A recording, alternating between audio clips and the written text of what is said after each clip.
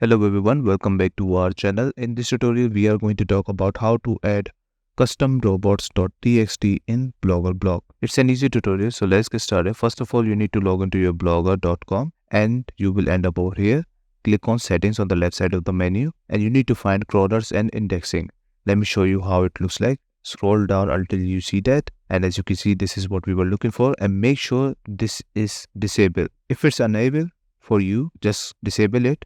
And then what we need to do, just go back to post, open your blogger. After that, what you need to do in your URL, that remove this all from 2024 to at the end, and you need to write robot.txt. And here we are. As you can see, this is what we were looking for. So what you need to do, just copy this and paste that somewhere you can use it later on. So I'm going to paste that in my notepad, and here you can easily add more sitemaps if you want to add over here. That means you are going to add more custom robots.txt. You can disallow the search engine also if you want to, but I would believe just leave it as it is. And if you want to add something more on your custom robot.txt, you can add that over here, which I'm going to do. Like I'm going to add custom sitemaps over here. So here you can see I just added sitemap new one.